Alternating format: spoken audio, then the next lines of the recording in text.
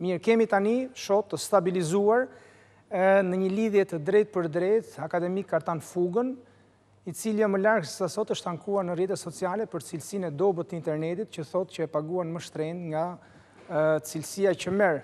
Artan Fuga, përshëndetje i nderuar. Mirë mbrëma, është kënaqësi të jem me ty, nderuar. Kënaqësia është e gjithë e imja, profesor. Një pyetje që në fakt ma kanë bërë mua, u a bëj unë personave që intervistoj dhe që e di që e kanë kaluar koronavirusin, pyetja nuk është si e kaluat, por çfarë mësuat në ndonjë gjë të re. Sepse kujtoj për teleshikuesit edhe presidenti amerikan Donald Trump, që ka informacionet të bollshme, kur e kaloi si eksperiencë tha, mësova shumë për të. Ju mësuat diçka që shkonte për te leximeve tuaja? Për sa i përket aspektit biologjik, virusologjik, nuk mësova asgjë. Edhe si përjetimet të mia të brendshme nuk besoj se mësova ndonjë gjë. Unë ndoshta edhe i prirur nga profesioni im, mësova në aspektin sociologjik.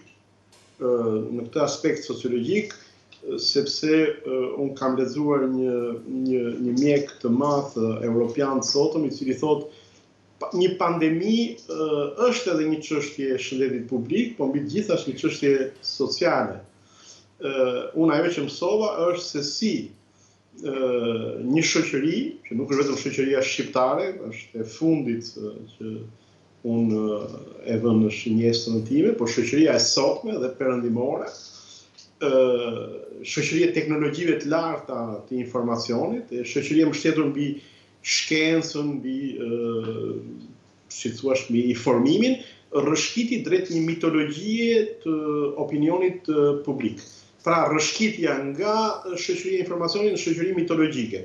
Dhe ajo që unë bëra gjatë infektimit tim 2-3 javor dhe mbylljes, është që vendosa të shkëpuz të gjitha lidhjet me opinionin, me mediat, me leximet, me lajmet, me informacionin, sepse më shtonte shumë presionin dhe më bënte të mos ndjeja trupin tim, po të ndjeja atë që media thoshte se trupi im duhet ndjente. Këtë mësova. Patët momente reflektimi me vetveten apo jo? Jo, nuk pata, unë ato i kam kaluar prej kohësh, kam mbaruar reflektimin ndaj vetes time, raportin e vetes me trupin, vetes time me jetën time, po në të tjerë mund t'i kenë. Unë ajo që reflektimi që pata është si është e mundur që kemi rrëshqitur, jo vetëm në Shqipëri, në një shoqëri mitologjike, ku folklori, gjë që është karakteristike për shoqëritë në pandemi dhe në kriza shëndetësore masive të infektimit masiv, që nga mesjeta e këtej, por në leximet e mia kisha menduar se kjo histori ishte mbyllur dhe se në kushtet e një epidemie të tillë, shoqëria moderne do të përgjigjej me një komunikim racional, siç duket, sikur se thot Carl Gustav Jung e tërë me radhë, ne jemi një njeri që kemi moshën tonë plus 2000-3000 vjetë. Është geni i njeriut që nuk ndryshon. Profesor, gjithsesi nuk mund ta mohojmë që, sepse unë e shoh dhe tek reagimet e njerëzve që preken rishtas, cilët njerëz të mit njohur më marrin telefon dhe pyesin për klinikën. Thonë si e kalove. Pra ka një lloj nuk do ta quaja kuriozitet nga ata që preken, kurioziteti është për ata që nuk preken, po ata që preken kanë një lloj frike. Pra ne smuremi vazhdimisht. Profesor Gens Sulçebem ka thënë që mortaliteti në moshën 50 vjeç është më i ulët në këtë lloj sëmundje se sa te gripi stinor, dhe gjithsesi kur smuremi nga gripi nuk mendojmë ose nuk na kap një frikë për jetën, për vdekjen, nuk mendojmë, ndërkohë që kjo na ka bërë të mendojmë. Ose një pjesë e mendojnë, ju nuk e keni menduar, as unë nuk e mendova, po ndoshta vjen nga që, nuk e di, kemi pasur një klinik relativisht të lehtë në raport me të tjerët që e kanë pasur më të rëndë. Përse shumë njerëz e kanë këtë lloj frike nga sepse jemi, domethënë për të fuzë veten, jemi pjesë e një bombardimi, pra ne bombardojmë, japim informacioni për buletini është i përditshëm, shifrat janë të ndryshme. Asgjë tjetër përveç as. Aja është kryesorja. Dhe më thënë, unë në filozofi dhe në fenomenologi, se unë e di që ti je i pasionuar pas filozofisë, kam si referencë një filozof të viteve 20 shekullit të kaluar, Giovanni Gentile, i cili thotë që ka një marrëdhënie të pamediatizuar, pra të pandërmjetësuar, metafizikisht, që është pjesë e kondicionit njerëzor që e dallon njeriu si njeri. Njeriu është i inkarnuar, që do të thotë trupi dhe shpirti të njeriu janë bashkë dhe ky komunikim është pandërmjetës të jashtëm. Kur kam unë një dhimbje, kam një dhimbje, mund të jetë dhe iluzor, por unë jam në kontakt drejt për drejt me të. Të gjitha të tjerat veç trupit tim janë të ndërmjetësuara. Janë të ndërmjetësuara nga shpisat, nga konceptet, nga fjalët e tërë me radhë. Ajo që unë pata si një eksperiencë dhe eksperimentova për 3 javë me veten time, sepse është rasti që në profesionin tim përfiton nga këto raste për të bërë eksperimente pak me veten, që të kuptosh më shumë, sikurse ti e ke shumë drejt të kapur, ishte që për herë të parë në jetën time më shprishur marrëdhënia e pamediatizuar, pra e pandërmjetësuar midis trupit dhe shpirtit tim. Sepse më futeshin të gjitha ato që kisha lexuar në media, që dëgjoja nga të tjerët, të rrëfime e tërë me radhë, që do kesh këtë, do kesh atë, do kesh këtë, dhe vështirësia ime ishte që ato që unë ndjeja, pra rrufën, kollën, ndonjë dhimbje, ishte se unë e ndjeja, apo nga që duhet ta ndjeja, sepse bombardimi ishte kaq i madh me informacion dhe propagandë, sa që në kokën time ishte disi e paqartë. Ndarja e këtyre të dyve, po. Jo, mbaroni mendimin, më fal, ndjes. Ndarja e këtyre të dyve, pra se ndjeja unë në mënyrë autentike dhe se më dukej sikur ndjeja nga frekuentimi i informacionit masiv brenda dhe jashtë Shqipërisë, kjo ishte problemi i madh për mua. Profesor, kur unë u preka, madje koleg gazetar që ishin prekur para meje, më thanë mos shiko lajme. Po sigurisht është e pamundur domethënë ditën që unë nuk do shoh lajme, do kem ndruar zanat. Dhe unë nuk është se ndeta pa parë lajme, përkundrazi pash shumë lajme. Ju vetë më thatë që gjatë periudhës që ju ishit i prekur, ju u shkëputët nga informacioni. Nga gjithçka. Nga gjithçka. Ju keni ndonjë rekomandim për ata që kalojnë këtë eksperiencë? Të mos dëgjojnë asgjë tjetër veç trupit tyre dhe mjekun. Asnjë njeri tjetër, asnjë këshill, asnjë eksperiencë tjetër. Po televizion duhet shohin? Asgjë. Mund të shikojnë filma. Unë shikoja filma të Netflixit, filma historik. Mirë, të nderuar teleshikues, në rast se prekeni, mos më shikoni mua, mos shikoni ABC-n, sipas profesor Fugës qëndroni me Netflixin. Mirë. Profesor, tani jeni kthyer, sepse e kam parë në rrjetin social, Facebook, jeni mjaft aktiv. Keni një ide për masat shtesë që janë komunikuar më larg se sa dje, të cilat duket sikur vënë në pikpyetje zhvillimin e fushatës zgjedhore për zgjedhjet e 25 prillit, sepse kanë ndaluar aktivitetet e forcave politike. I lirë ta trajtoni si doni, qoftë në çështjen e ekuilibrit të vështirë midis sigurisë publike, që është paraqet një pandemi, pra shëndetit publik, por dhe lirive individuale, ose në aspektin totalisht praktik, si mund bëhet një fushat në këto kushte, kur qeveria mund të mbajë konferenca shtypje apo aktivitete shumë të ngushta dhe të mburr punën e saj apo planet e saj, ku diun për ujësjellsat apo për rrugët të cilët pritet të mbarojnë brenda afatit, ndërkohë që opozitat ka vetëm daljet e saj në konferenca shtypje ose në studio televizive, por jo takime me njerëzit.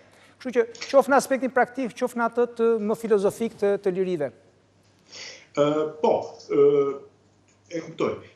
Atëherë, unë nuk jam në gjendje dot të them nëse këto 2-3 masa të reja shtesë që u morën ishin domosdoshme apo jo. Po kam tendencë, si besoj, komiteti teknik aq më shumë që në këto raste luhet më shumë siguria se sa risku.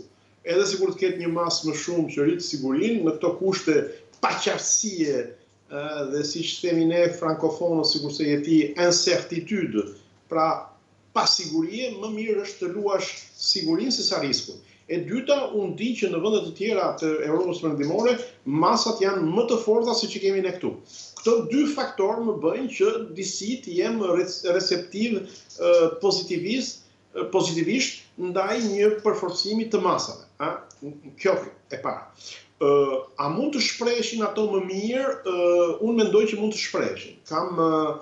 Kam ndonjë vërejtje, kam ndonjë koment kritik për mënyrën e të shprehurit. Mënyrën e të shprehurit që unë nuk e marr shumë seriozisht, por ajo që unë marr seriozisht është ruajtja e të drejtave individuale dhe kushtetuese të qytetarit shqiptar në kushte pandemie. Kjo është një temë shumë e rëndësishme, e cila mund të jetë akute tek ne, apo mund të bëhet akute me kalimin e kohës. Çfarë duhet të them? E para, thuhet ndalohen grumbullimet brenda apo jashtë ambienteve të mbyllura apo ambiente të hapura në më shumë se 10 veta. Në qoftë se këto grumbullime janë në një familje, ta zëm unë bëj në familjen time një darkë me 11 veta. Çfarë do të thotë që unë jam I ndaluar ta bëj? Sigurisht kërkon një respektim të ndarjes midis hapësirës private dhe hapësirës publike, se ashtu sikurse është shkruar, I takon që nëse dikush shkon në polici dhe thotë shiko në filan vend janë 11 kushërinj që po pinë në shtëpinë e filanit, atëherë polici duhet trokasit e dera thotë dilni pak, edhe sipas këtij rregulli juve jeni në, si thuash, në kundravajtje dhe pagoni gjoha. Kjo është e para. E dyta, në përcaktimin, atje thuhet aktivitete partijake. Unë mendoj që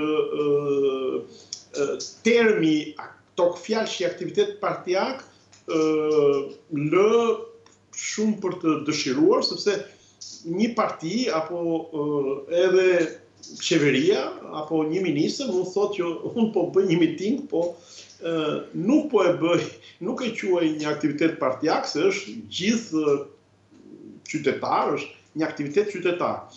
Nuk formulohen kështu këto gjëra, duhen formulime juridike pak më të sakta. Përndryshe lë shumë për të diskutuar dhe për të abuzuar. Unë nuk them se është bërë me qëllim, nuk e di, po di që juridikisht unë kam këto shqetësime dhe ndërkohë mua më duket që është shpejt akoma për të shtruar dhe për të diskutuar se çdo ndodhi. Unë nuk jam që fushata me mitingje është në një gjë e mirë të fillojë që tani. Qoftë kur I bën kryeministri, qoftë kur I bëjnë partitë. Imagjino, ne jemi akoma 4-5 muaj larg zgjedhjeve dhe imagjinoni ka filluar që përpara kjo, ka një 7-8 muaj që ka filluar një fushat elektorale e pashpallur, shtoi dhe një 3 muaj mbas zgjedhjeve për formimin e qeverisë dhe na ikin ja 10-12 muaj për mua, gjerë, vetëm për konstituimin e trupave elektorale të reja dhe të qeverisë së re. Pra, në 4 vjet, 1 vjet na ikën. Imagjinoni që 25% e energjive të opinionit publik, të forcave politike, të leadershipit politik, 25% humbje energjie. Imagjinoni se çfarë kibernetike ka kjo shoqëria jonë? Mua më duket shumë. Për mua, akoma nuk jemi në atë fazë, ndërkohë, sipas anketimeve që unë kam marrë pjesë dhe të dhënat e të cilave I kanë kaluar dhe I kalojnë në përduar për ditë, mitingjet nuk është se kanë në një impakt mbi elektoratin, sepse aty ka një lloj autizmi që politikanët mbledhin përfaqësuesit apo përkrasit e tyre dhe I flasin në një farë mënyrë vetes tyre, ka një lloj monologimi me vetvete. Por unë mendoj gjithsesi që duke filluar nga shkurti, nëse këto masa ndaluese janë akoma në fuqi, unë uroj që nuk janë dhe që nuk do të jenë, dhe unë shpresoj se nuk do të jenë, kjo do të krijojë një problem mbi shprehjen demokratike të vullnetit të forcave politike dhe të elektoratit. Por për mua kjo do fillojë për mitingjet aty nga shkurti. Unë mendoj që shqetësimi popullor sot është tjetër dhe nuk është për të marrë pjesë në mitingje elektorale. Profesor, të bëjmë marrëveshjen e fjalës, miting kam parasysh takime elektorale, dhe takimet mund të jenë edhe të mbyllura dhe të cunguara mbi 10 persona, sikurse nëse do të marrim par analogji i bënte Joe Bideni së fundmi në Shtetet e Bashkuara, po mund të jenë edhe mitingje të mëdha, sikurse për të ruajtur analogjin i bënte presidenti Trump në rrellit e tij. Gjithsesi, ajo që mbetet, pra ju thoni që jemi ende herët dhe kjo të duket nga shkurti. Shumë herët. Por ajo që duket që tani që flasim është diskursi politik, pra argumentimi politik, ku duket se menaxhimi i pandemisë është ulur këmbkryq në mes të debatit. A mendoni ju se pandemia e varfëron dhe sigurisht është një argument, por ndryshe nga ç'ndodhi në Shtetet e Bashkuara të Amerikës, ku ishte një nga argumentat dhe nuk u humb fokusi as nga ekonomia, as nga politika jashtme, as nga çështjet raciale, sociale të brendshme, neve jemi fokusuar vetëm te pandemia dhe nuk po flasim për gjërat e tjera. Pra e varfëron argumentimin politik që duhet jetë shumë i rëndësishëm në prag zgjedhjesh. Në këndvështrimin tuaj po apo jo? Të dyja, e para nuk mundet që agenda e diskutimit politik t'i shmanget si thuash shqetësimit më të madh urgjent, emergjent që ka shoqëria shqiptare. Pra është e detyrueshme që të flitet dhe për menaxhimin e pandemisë, aq më shumë që menaxhimi i pandemisë sigurisht ka lidhje me tipologjinë e ekonomisë shqiptare, lidhet me drejtësinë sociale në Shqipëri, lidhet me diferencimin social në Shqipëri, lidhet me cilësinë e shërbimit të shëndetit publik, lidhet me mënyrën si organizohet shkolla. Pra, kur ne të dy e dimë shumë mirë që, dhe jam duke thënë këtë, kur një emergjencë lind, sikurse është menaxhimi i pandemisë dhe kjo krizë shëndetësore, në fakt ajo vë në diskutim tërë anët e shoqërisë. Pra është një lloj kaleidoskopi, një lloj prizmi ku përthyet gjithë shoqëria. Nga kjo pikpamje, nëse forcat politike, siç ndodh, apo mediat, apo analistët nisen nga pandemia për të analizuar gjithë shoqërinë, këtu në një farë mënyrë kjo është edhe një lloj fataliteti, s'ka si të jetë ndryshe. Ndërkohë, unë e kam thënë dhe kam mbajtur këtë qëndrim që para disa muajsh që duhet kemi kujdes se ne po bëjmë një zgjedhje për 4 vjetët e ardhshëm, 4 vjet të ardhshëm të cilat do të, si thuash, implikojnë problematika shumë të mëdha. Për mua, kriza që lidhet me pandeminë e Covid-19 është kriza e krizës. Çdo të thotë kriza e krizës ose kriza e krizave, do të thotë që ç'ndodh me një shoqëri që preket nga një epidemi e tillë, në momentin kur një pjesë e ekonomisë saj është një ekonomi e vogël, e tregtisë mikroskopike, e cila urbane, apo e një territori të abandonuar të një popullsie të zhytur në 2-3 qytete të mëdha, në kushtet e një arsimi dhe shkolle e cila ka ngelur shumë brapa në raport me digitalizimin e informacionit dhe kanaleve të transmetimit të informacionit tek nxënësit dhe tek shkollarët. Nga kjo pikpamje, pra unë mendoj që poshtë kësaj, sikur se thatë ju, pandemia bëhet një kapak që mbulon tërë problematikën e tenxheres që zjen nga poshtë dhe nga kjo pikpamje e pengon,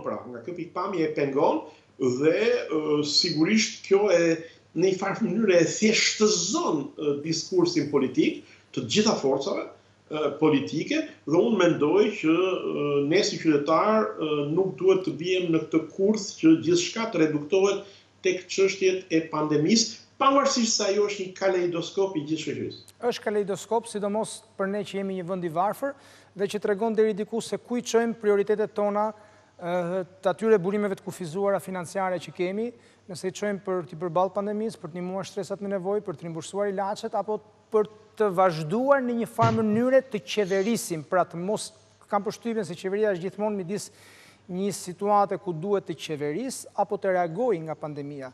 Dhe kur them qeverisë, kam parasysh gjithë çështjet e tjera ku një nga ato më të zëshmet janë pagesat për inceneratorët, që sipas qeverisë janë thjesht tarifa për të hequr mbeturinat nga rrugët e Shqipërisë. Mirë, profesor, përpara se ta mbyllim, një pyetje jo pa humor në lidhje me atë deklaratë që ju keni bërë në Facebook se do të bëni vaksinën, pra edhe pse sipas ekspertëve, ne që e kemi kaluar dhe që kemi prodhuar antitrupa, nuk kemi pse bëjmë vaksinën, por ju keni thënë diku në një status tuaj të sotëm, që ishte bërë edhe hit në mëngjes në rrjetet sociale, që do ta bëj vaksinën, le të më fusin 5G-n, sepse nuk kam asnjë lloj problemi. Në fakt, statusi shkonte përtej kësaj dhe ishte një ironi, ta shpjegojmë, ishte një ironi për të gjithë teoritë konspiracioniste se vaksina do të nuk ka, është një shpikje, është një nuk ka efekt, ndërkohë që lajmet janë që edhe në vendet e Bashkimit Evropian rreth 15% e njerëzve nuk besojnë te vaksina. Është e rëndë kjo? Që mos beshosh te vaksina, që mos pranosh vaksinën, kjo është një gjë normale. Që pastaj mbrapa kësaj të ndërtosh teori konspiracioniste, kjo është një gjë tjetër. Po unë duhet të sqaroj pak edhe opinionin publik, që unë me atë postim sot kam mbledhur shumë qëndrime dhe mentalitete që qarkullojnë në opinionin publik lidhur me një rezervë që kanë ndaj vaksinës. Unë kam edhe statistika për këto dhe është pjesë e punës time studimore, studimi i opinionit publik, por ajo që unë dua të them është kjo, sociologjia me lindjen e saj, që kur për shembull Emil Durkheimi e themeloi atë bashkë me autorë të tjerë në Francë, Gjermani, Amerikë, kështu me radhë, e ka në mënyrë eksplicite. Sociologjia ka lindur si reagim ndaj teorive konspiracioniste. Prandaj është, si thuash, është në themelin e profesionit. Tani, çfarë them unë për të dalë përtej kësaj? Unë them që unë para 2 javësh kam bërë vaksinën kundër gripit. Dhe në qoftë se firmat farmaceutike apo një dorë e madhe planetare që Bill Gates, po që bëka bashk edhe udhëheqësit kinez, edhe amerikan, edhe gjerman, edhe francez, edhe Putinin, i bëka bashk të gjithë në një konspiracion të madh, ka vendosur që në trupin tim të fusi qipat, si thoshte dikush, në formë të lëngët, më kujtua veza e lëngët, mund të ma bënte me vaksinën e gripit, ku unë vajta e bëj për herë, edhe ja u bën njerëzve me difteritin, vaksinën kundër difteritit, poliomelitit, tetanozit, tërë me radhë. Domethënë, gjithë qytetrimi jonë është një qytetrim në mbështetur mbi vaksinën. Dhe ndofta këta që nuk e din historinë e mesjetës, se ç'vdekje dhe ç'nivel vdekjesh kishte qytetrimi njerëzor, ne pra, europian po marr, në kohën e para vaksinimit. Se po ta din, dhe po të din pastaj se ç'ndodhi mbas vaksinave, dhe pse bota e qytetruar u qytetrua dhe u modernizua në shekullin 19 dhe 20, pikërisht në sajt të vaksinave, po të din debatin e iluministëve kundër reaksionit mistik në shekullin e 18, pikërisht për të mbrojtur vaksinën, do të shikojnë që nuk është problemi vaksinës në themel.